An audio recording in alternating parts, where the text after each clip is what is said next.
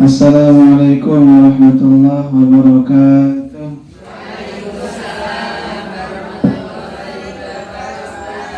Alhamdulillah wassalatu wassalamu ala Rasulillah wa ala alihi wa sahbihi wa man wala wa la hawla wa la quwwata illa billah.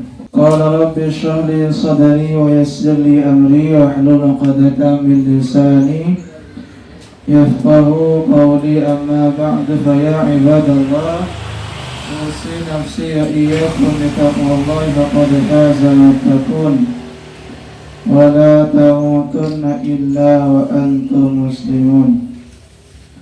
Qala ta'ala ya ayyuhalladzina amanu taqullaha wa qulu qawlan sadida yuslih lakum a'malakum wa yaghfir lakum dhunubakum wa man yuti'illaha wa rasulahu faqad faza fawzan 'azima.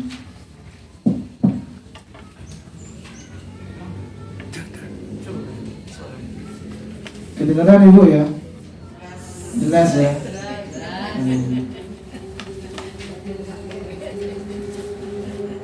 Bapak Ibu rahimakumullah, pada kesempatan kali ini kita tidak membahas hadis dalam kitab Al-Adabul Mufrad, tetapi ini kita menanggapi ya. Ada pertanyaan kemarin katanya berkaitan dengan waris katanya. Ketika kemarin sempat kami membahas bahwa Nabi Muhammad itu ketika beliau wafat tidak meninggalkan warisan berupa harta, padahal Nabi itu sebetulnya punya, tetapi ternyata keluarganya selepas Nabi meninggal tidak ada warisan yang bisa dimanfaatkan atau diambil. Ya, semoga tulisan singkat ini bisa sedikit menjawab Bapak Ibu rahimakumullah.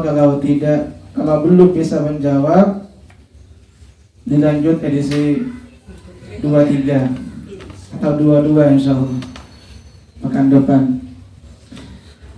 Bapak Ibu rahimakumullah, pada kesempatan kali ini kita akan membahas tentang waris atau hikmah di balik pensyariatan waris. Kenapa kok di dalam Islam itu ada hukum waris atau ada syariat tentang waris atau warisan? Sebelum kita masuk Bapak Ibu rahimakumullah berkaitan dengan hikmah syariat waris, perlu kita pahami dulu berkaitan dengan pengertian atau definisi dari warisan itu. Warisan sesuai di buletin itu adalah seluruh harta yang ditinggalkan seseorang karena wafat. Jadi warisan itu ya harta peninggalan. Jadi warisan adalah seluruh harta yang ditinggalkan oleh seseorang dikarenakan telah wafat, meninggal dunia. Sito katanya. Seto. Sedikit kesalahan dalam pelafalan ya. Seto. Ya, itulah followers. Bapak Ibu rahimakumullah, itu pengertiannya. Kemudian hikmahnya banyak sekali sebetulnya, tapi cuma kita kutip satu sesuai dengan apa yang difirmankan oleh Allah Subhanahu wa taala. Kalau kita baca di dalam beberapa buku misalkan, setelah dikaji memang cukup banyak hikmah-hikmah syariat waris, tetapi kita fokuskan satu saja berkaitan dengan hikmah syariat waris. Salah satu hikmah waris itu adalah agar keluarga yang ditinggalkan si mayit gitu, atau sang mayit si mayit agar tetap bisa terjamin tanda kutip ya kesejahteraannya dengan mengambil manfaat dari harta yang ditinggalkan. Jadi salah satu hikmah waris itu agar orang-orang yang ditinggalkan oleh si mayit itu mendapat sebagian harta yang ditinggalkan, agar hidup orang-orang yang ditinggalkan itu tanda kutip terjamin, walaupun tidak semua Bapak Ibu ya. Kadang-kala orang meninggal itu tidak mewarisi harta, tapi mewarisi apa? Utang. Gitu. Ada juga utang budi. Tapi salah satu hikmahnya Bapak Ibu itu tadi agar keluarga yang meninggal dunia bisa mengambil manfaat sedikit atau banyak harta peninggalan dari orang-orang yang wafat tersebut. Nanti dilihat di Quran Bapak Ibu rahimakumullah surah An-Nisa yang mencantumkan di situ ayat ke-9 Allah berfirman wal yakhshal ladzina law taraku min khalfihim dzurriyyatan dhi'afan khafu alaihim falyattaqullah dan seterusnya. Dan hendaklah takut kepada Allah orang-orang yang seandainya meninggalkan di belakang mereka anak-anak yang lemah, yang mereka khawatir terhadap kesejahteraan mereka. Artinya Bapak Ibu rahimakumullah, ayat ini menjelaskan kepada kita bahwa para orang tua misalkan gitu ya, mereka diminta oleh Allah untuk peduli dan perhatian kepada orang-orang atau anak-anak yang mungkin akan ditinggalkannya di kemudian hari. Kenapa perlu dikhawatirkan? Takut anaknya, ahli warisnya nanti hidupnya misalkan terlunta-lunta. Apa terlunta-lunta itu? Terbengkalai atau jauh dari kesejahteraan, terlantar. Wal yakhshal ladzina law taraku min khalfihim dzurriyyatan dhi'afan khafu 'alaihim. Dengan kata lain Bapak Ibu rahimakumullah, warisan itu membantu untuk selalu ingat bahwa kita itu punya ahli waris, punya keluarga. Kalau ayah meninggal dunia, dia punya anak, punya istri, dia pun juga masih punya orang tua, dan seterusnya. Setiap orang berarti kalau begitu diingatkan untuk mempersiapkan perlindungan secara finansial bagi keluarga yang ditinggalkan. Terlebih keluarga yang ditinggalkan itu adalah anak-anak yatim, anak kecil atau istri yang mungkin bergantung kepada suami. Kan ada juga Bapak Ibu istri itu seluruhnya kebutuhannya ditanggung oleh suami.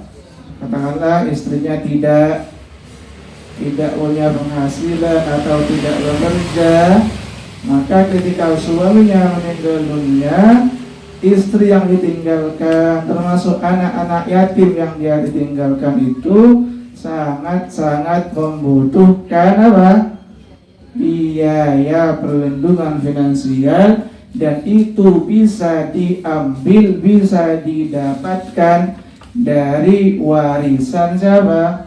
Suaminya atau ayah si anak kecil itu tadi. Jadi biar keluarga yang ditinggalkan itu Bapak Ibu ya bisa hidup gitu ya, tidak kutip gitu. Mungkin orang bertanya, Ustaz gimana kalau keluarga yang ditinggalkan udah sugih misalkan, udah kaya, perlukah warisan itu? Kira-kira Bahkan ada anak kita sudah kaya, orang tua kita sugih juga, dan kita meninggal dunia, perlukah warisan itu? Tetap perlu Bapak Ibu ya. Yang pertama, kenapa tetap perlu? Karena tidak ada orang yang kenyang dengan harta soalnya. Betul atau tidak? Sekaya-kaya apapun orang dapat warisan senang gitu ya. Dan bahkan kalau warisannya dicaplok orang lain ya tetap akan tidak terima sekalipun dia adalah orang kaya. Jadi pertama, tetap warisan itu harus dibagi, disalurkan sekalipun ahli warisnya itu adalah orang kaya. Karena itu tadi pertama, tidak ada orang yang puas dengan dunia, kata Pak Usman itu. Dunia. Bahkan kata Nabi itu, kalau ada anak Adam mendapatkan satu lembah emas, puaskah dia? Tidak, ternyata dia akan mencari lembah emas, gulung emas yang kedua. Setelah dapat yang kedua, puaskah dia? Tidak, ternyata dia cari yang ketiga. Ada orang kaya, emaknya meninggal, diambil warisannya. Besoknya ayahnya meninggal, diambil lagi warisannya. Besok lagi kakeknya meninggal, diambil lagi warisannya. Itu manusia tidak ada kenyang-kenyangnya dalam urusan dunia. Jadi manusia itu seperti itu. Wa tuhibbunal mala hubban jamma, kata Allah, dan kalian duhai manusia, tuhibbunal mal, mencintai harta itu, hubban jamma, dengan kecintaan yang luar negeri. Luar biasa. Dalam ayat yang lain Allah berfirman, wa innahu lihubbil khairi lasyadid. Surah apa itu? Surah Al-Adiyah, Bapak Ibu ya. Sesungguhnya manusia, ayat 8, Al-Adiyah ayat 8, sesungguhnya manusia itu kecintaannya terhadap dunia itu lasyadid, sangat besar, sulit berpisah dari dunia. Jadi itu Bapak Ibu yang pertama, kenapa sekalipun ahli warisnya itu kaya, tetap warisan itu tetap dibagi, diterapkan. Kemudian yang kedua, untuk memastikan status kepemilikan harta. Ini penting juga ini. Betul Bu ya? Jadi waris itu tetap harus diterapkan untuk memastikan apa tadi? Status kepemilikan harta. Kalau nggak ada hukum waris, diambil siapa kira-kira itu? Diperebutkan oleh orang, tetangganya bilang milik saya gitu ya, dan lain-lain juga bilang ini milik saya. Makanya ada hukum waris biar jelas status kepemilikan harta tersebut. Ketika ayahnya meninggal misalkan, dia punya anak laki-laki misalkan, maka harta yang ditinggalkan si ayah tadi beralih ke kepemilikan milik ahli waris, entah itu anaknya atau istrinya ataupun juga orang tuanya, nanti dibagi apa itu. Jadi itu Bapak Ibu rahimakumullah, warisan ini juga bagian dari bentuk perhatian Bapak Ibu ya. Perhatian, kasih sayang, kepedulian kita kepada keluarga. Kita berusaha memastikan agar keluarga yang kita tinggalkan itu apa? Terlindungi secara finansial. Sekalipun mungkin kita sudah wafat, tidak ada keterkaitan dengan urusan dunia, tapi kita meninggalkan anak cucu yang mereka hidup di dunia. Namanya hidup di dunia, butuh kebutuhan dunia. Salah satunya apa? Harta. Bapak Ibu rahimakumullah, kita perhatikan coba. Di situ kami cantumkan surah Al-Kahfi ayat 82. Allah berfirman, wa ammal jidaru fakana li ghulamaini yatimaini fil madinati wa kana tahtahu kanzul lahuma wa kana abuhuma salihah. Al-ayat. Kata Allah, adapun dinding rumah adalah kepunyaan dua orang anak yatim di kota itu, dan di bawahnya ada harta simpanan bagi mereka berdua, sedang ayahnya adalah seorang yang soleh. Maka Tuhanmu menghendaki agar supaya mereka sampai kepada kedewasaannya dan mengeluarkan simpanan itu sebagai rahmat dari Tuhan. Panjang ayatnya kami jelaskan. Jadi ceritanya Bapak Ibu rahimahullah, ini kan kisahnya Nabi Musa dan Khidir gitu ya.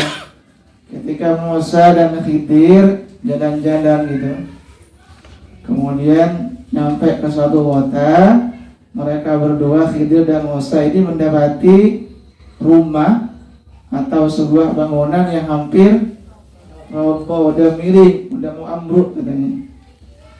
Udah mau ambruk. Ternyata bangunan ini atau rumah ini kemudian diperbaiki atau direnovasi atau ditegakkan kembali bangunan yang miring itu oleh Khidir. Kemudian Musa mempertanyakan, lah kok diperbaiki, kata Nabi Musa. Kok rumah itu engkau perbaiki? Kemudian Khidir menjawab, dinding rumah itu milik siapa? Atau rumah itu milik dua anak yatim. Yang di dalam rumah itu ada apa? Kanzun, harta benda. Sekarang kanza jadi nama orang ya. Kanza, harta. Kanzul lahum. Jadi yang diperbaiki oleh Khidir itu rumahnya anak yatim yang di dalamnya ada harta simpanan, entah itu mungkin emas, uang dan lain semacamnya. Apa artinya Bapak Ibu rahimakumullah? Ternyata si ayah tadi mempersiapkan harta untuk kedua anaknya yang masih kecil sebagai jaga-jaga. Apa bahasa Jawanya jaga-jaga itu? Jogo-jogo gitu. Enak sekali ya, tinggal ubah o aja. Jadi jaga-jaga kalau si ayah meninggal dunia.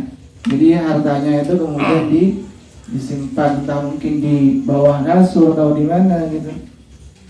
Biar nanti kalau dia meninggal dunia, harta itu dipakai oleh kedua anaknya yang masih kecil, yatim gitu.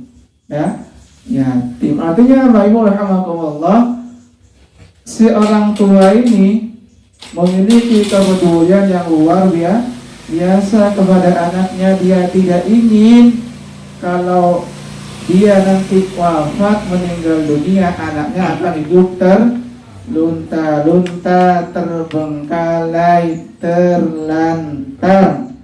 Dan ternyata Allah menyebut ayah si anak yatim ini solihah, dia adalah orang soleh. Apa maknanya Bapak Ibu rahimakumullah? Ternyata bagian dari bentuk kesolehan seseorang ketika orang tersebut memiliki kepedulian, kasih sayang, perhatian kepada anak-anaknya. Allah sebut dia adalah ayah yang soleh katanya. Soleh. Jadi itu Bapak Ibu rahimakumullah, hikmah yang bisa diambil bahwa dari waris agar orang-orang yang ditinggalkan itu bisa hidup tanda kutip sejahtera, tidak terlunta-lunta. Dan ini juga dilakukan ya oleh Nabi Daud misalkan di Quran disebutkan. Nanti tidak di situ kami cantumkan di footnote yang pertama itu surah An-Naml ayat ke-16. Surah An-Naml ayat ke-16. Allah berfirman, wa walita Sulaimanu dan Nabi Sulaiman itu mewarisi Nabi Daud. Disebutkan dalam beberapa kitab-kitab tafsir yang dimaksud Sulaiman itu mewarisi Nabi Daud dalam hal apa? Di antaranya dalam hal kerajaan, ilmu, dan kenabian. Maksudnya adalah Nabi Daud itu adalah seorang nabi. Kemudian Allah pun mengangkat Nabi Sulaiman sebagai seorang nabi. Nabi Daud orang yang berilmu, punya anak Sulaiman. Sulaiman pun juga Allah berikan ilmu. Nabi Daud oleh Allah diturunkan kitab apa? Zabur. Kemudian Sulaiman pun oleh Allah diberikan pemahaman terhadap kitab Zabur. Termasuk Nabi Daud adalah seorang raja, seorang khalifah, kemudian estafet gitu. Keberlanjutan kerajaannya diwariskan kepada putranya Nabi Sulaiman atau King Solomon kata orang-orang kulon. Kalau Daud King David katanya, kata orang-orang kulon itu. David maksudnya ya, David atau Daud ya, Solomon ya, Sulaiman raja. Apa artinya Bapak Ibu rahimakumullah? Ternyata Nabi Sulaiman pun mewarisi kerajaan dari ayahnya yaitu Nabi Daud. Itu Bapak Ibu rahimakumullah. Kemudian berikutnya Bapak Ibu, kita akan membahas warisan yang non materi. Apa itu? Adalah ilmu. Kami sampaikan barusan, Nabi Daud tidak hanya memberikan warisan berupa kerajaan kepada Sulaiman, tapi apa?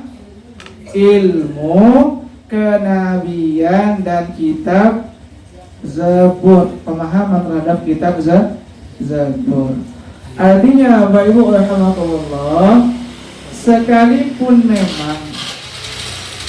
sekalipun warisan harta itu disyariatkan di dalam Islam dan sangat-sangat baik Bapak Ibu ya, karena memiliki hikmah yang luar biasa, yaitu sebagai bentuk kepedulian kepada keluarga yang ditinggalkan.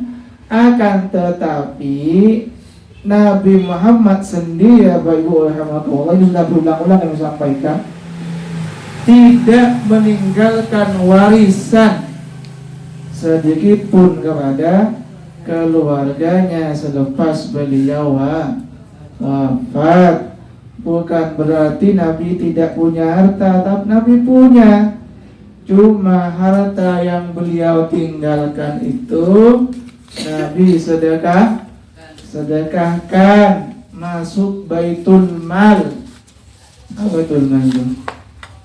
Ya, kas negara, menjadi kas negara untuk kepentingan umat, baitul mal. Sekarang itu kan ada kan BMT, tahu BMT Pak Ibu ya? Tahu BMT? BMT itu kepanjangannya Baitul Mal wa Tamwil ya.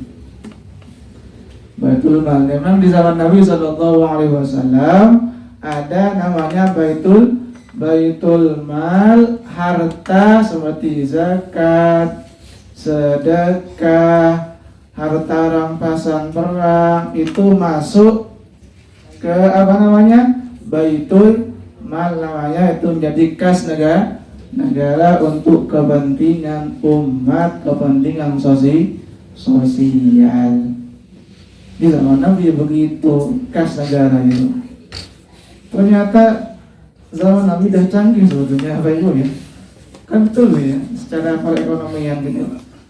Distribusi manajemen keuangannya gitu ya, kalau orang bilang. Sudah bagus ternyata zaman Nabi itu.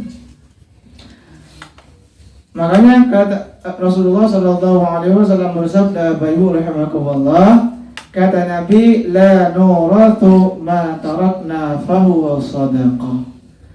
Kami, kata Nabi, tahu saya tidak meninggalkan harta warisan, apa yang aku tinggalkan merupakan sedekah.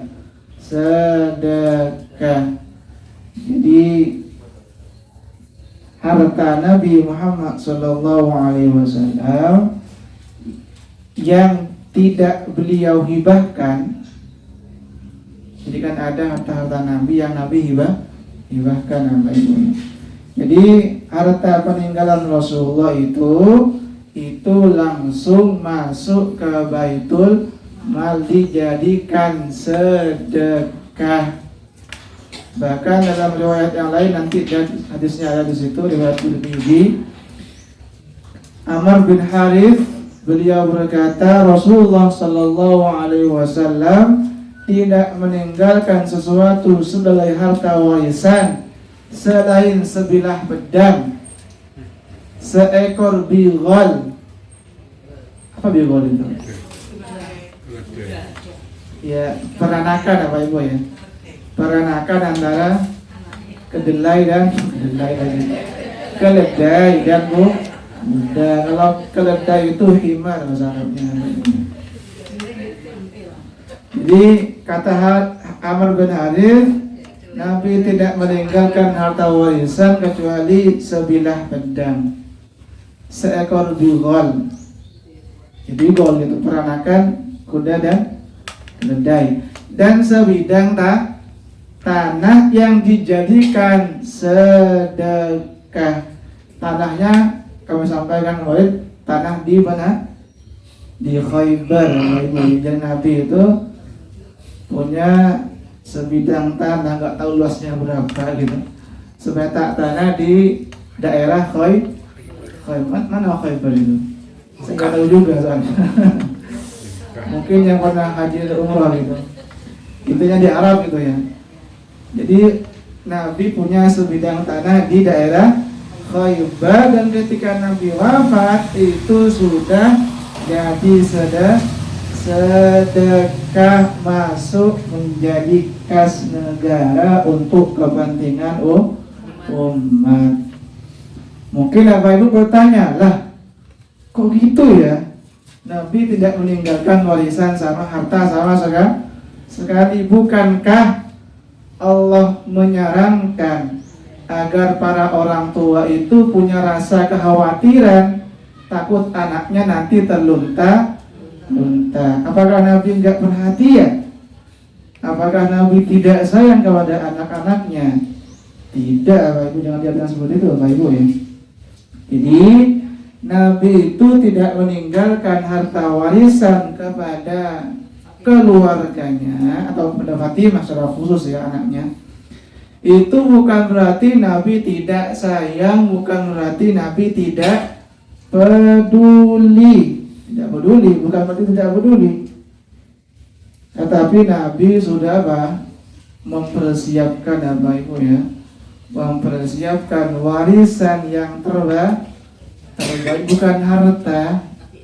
Tapi Nabi itu sudah mewariskan ilmu kepada keluarga dan umatnya, yaitu apa?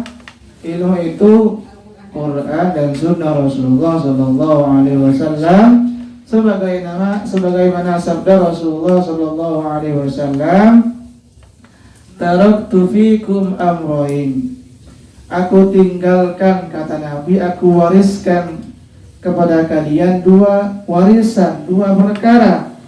In tamassaktum bima lan tadillu abada.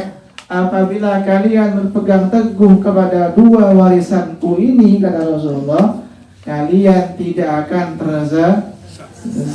Apa itu? Kitab Allah wa sunnat Rasuli. Warisanku itu, kata Rasulullah, satu adalah Al-Quran, dua sunnah atau hadis. Bayangkan, Nabi itu sudah mempersiapkan warisan terbaik kepada keluarga dan umatnya, Quran dan Sunnah. Jadi semakin banyak Qurannya, semakin banyak hadisnya, berarti semakin banyak dapat warisan Nabi.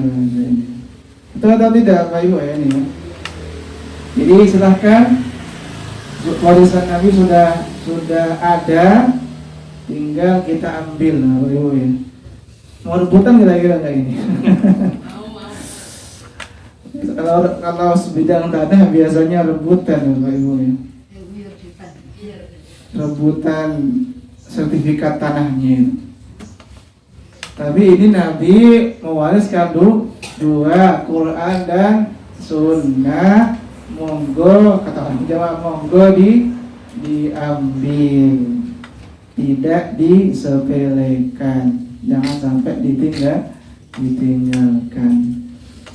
Jadi itu kata Rasulullah SAW, dua warisan, dua pusaka, Bapak Ibu ya. Dua pusaka, dua peninggalan Nabi, yaitu Quran dan Sunnah. Apabila kita berpegang teguh kepada kedua hal ini, tidak akan tersesat. Sebagaimana, Bapak Ibu, Nabi Daud pun begitu kan, gitu ya. Tidak hanya warisan kekuasaan dan kerajaan yang beliau berikan, yang jauh lebih penting daripada itu, Nabi Daud mewariskan apa? Kenabian, ilmu kepada Nabi Sulaiman, Nabi Daud. Selain itu, Bapak Ibu rahimakumullah, kenapa Rasulullah itu tidak mewariskan harta kepada anak-anaknya atau keluarganya? Karena jelas, Bapak Ibu rahimakumullah, Rasulullah itu telah memasrahkan keluarganya kepada penjagaan Allah Subhanahu wa ta'ala. Ini tawakal tingkat tinggi ya, Bapak Ibu ya. Jadi kan tawakal itu banyak tingkatannya, Bapak Ibu ya. Banyak tingkatannya. Jadi tawakal itu banyak tingkatannya. Kalau tingkatan seperti kita, apa ya? Ada usahanya, ada ikhtiarnya, itu bagus juga. Tapi ada para nabi dan rasul, mereka bertawakal kepada Allah, kadang-kala tidak disertai dengan usaha murni, karena itu jelas pertolongan Allah Subhanahu wa ta'ala, karena Allah emang yang ingin menolong mereka. Dan sekalipun ada usahanya, itu tidak sebanding dengan hasil. Kecil sebetulnya usahanya, tapi hasilnya luar biasa. Jadi Nabi itu, Bapak Ibu rahimakumullah, sudah memasrahkan keluarganya kepada Allah Subhanahu wa ta'ala. Terlebih ketika orang terlahir ke dunia, bahkan sebelum lahir sekalipun, itu rezekinya sudah dijamin. Betul atau tidak, Bapak Ibu? Kira-kira bayi di kandungan itu punya usaha enggak? Dia gak usaha sama sekali sebetulnya itu, tapi dikasih makan sama Allah itu. Bayi dalam kandungan, mereka jelas tidak ada ikhtiar sama sekali, tanda kutip ya, tidak bekerja gitu ya. Tiba-tiba Allah yang kasih apa? Saluran, apa itu namanya? Apa nak saluran itu? Ya, plasenta, agar si bayi itu bisa makan di dalam rahim. Bayangkan ketika dalam tanggungan saja Allah sudah jamin rezekinya, jamin kehidupannya, apalagi ketika sudah hidup, ketika sudah lahir ke dunia, Allah kemudian tambah kemampuan, tambah tangannya bisa bergerak, matanya bisa melihat, kakinya bisa melangkah. Masa tidak ada rizki? Mesti ada. Seperti itu yang pernah kami sampaikan, seperti laba-laba. Laba-laba itu ikhtiarnya ringan tok, dia itu tinggal buat jaring gitu. Kalau lapar capung datang gitu ya. Kalau lapar cicak datang gitu. Kalau pas lapar nyamuk tiba-tiba terbang, kesenggol gitu. Tiba-tiba nyangkut di jaringnya. Sekali gitu. Ini rezeki dari Allah Subhanahu wa Ta'ala. Cuma laba-laba itu kerjanya nongkrong di rumahnya, rezeki datang sendiri. Apalagi manusia punya kapasitas. Allah berikan kapasitas yang luar biasa. Allah jamin rezekinya. Dan itu yang dilakukan oleh Rasulullah Sallallahu Alaihi Wasallam. Kata Nabi, hidup keluarga saya akan hidup sekalipun saya itu wafat. Dan terbukti ya Bapak Allah, kehidupan atau nafkah keluarga Nabi selepas Nabi wafat itu kemudian betul-betul dijaga oleh Allah melalui perantara siapa? Salah satunya adalah Abu Bakar, di mana Abu Bakar itu berkata atau menjamin atau menanggung nafkah keluarga Nabi. Ini kira-kira Allah yang jaga atau siapa yang jaga? Allah, cuma melalui perantara. Rezeki macam-macam datangnya Bapak Ibu ya. Ada lewat warisan, ada mungkin lewat lewat sedekah orang, ada lewat mungkin dengan cara bekerja, macam-macam. Salah satunya yang Allah berikan penjagaan kepada keluarga Nabi melalui perantara Abu Bakar, di mana Abu Bakar itu bersedia untuk menanggung hidup dan penghidupan nafkah keluarga Rasulullah Muhammad Sallallahu Alaihi Wasallam. Inilah contoh potret sahabat Bapak Ibu ternyata ya. Ini keren ternyata Bapak Ibu ya. Kisah persahabatan Abu Bakar dan Rasulullah Sallallahu Alaihi Wasallam. Ternyata saking perhatiannya Abu Bakar tidak hanya kepada Nabi dan bahkan juga kepada keluarga Rasulullah Sallallahu Alaihi Wasallam, kepada ahlul baitnya Rasulullah. Kata Abu Bakar, lihat nanti di footnote yang kelima itu, kata Abu Bakar radhiyallahu anhu, a'ulu ala man kana alaihi Rasulullah sallallahu alaihi wasallam, aku akan menanggung kehidupan orang-orang yang ditanggung oleh Rasulullah dan akan memberikan nafkah kepada orang-orang yang diberi nafkah oleh beliau Rasulullah sallallahu alaihi wasallam. Ini sangat keren sekali, bukti ya, potret sahabat sejati gitu ya. Seperti Pak Fauzi dan siapa gitu. Pak Iqbal, ya Sakinah gitu. Seperti ibu-ibu di sini gitu ya. Sahabatnya seperti sampai segitunya Abu Bakar ternyata ya. Seperti saya Sulit ini ternyata. Sofyan.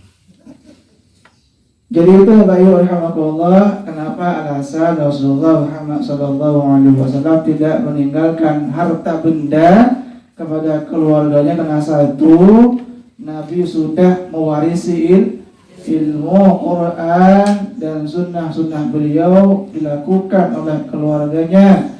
Dan yang kedua, Rasulullah sangat sadar bahwa rizki itu sudah dijamin ya Bapak Ibu. Wa ma min dabatin fil ardi illa 'ala Allah rizquha. Surah Hud ayat ke-6. Dan tidaklah binatang melata di muka bumi itu kecuali Allah yang menanggung rizkinya, apalagi manusia. Selama jatah hidup kita masih ada, berarti di situ jatah rezeki kita juga masih ada. Jadi itulah Bapak Ibu rahimakumullah, mungkin satu kesimpulan yang bisa kita ambil bahwa warisan harta itu sangat-sangat baik.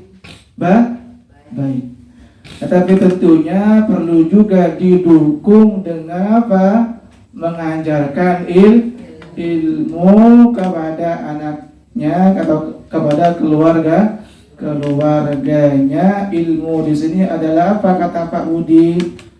Quran dan Sunnah itu. Kalau mungkin belum bisa mengajarkan sendiri, mengundang Ustazah Fali untuk mengajarkannya gitu.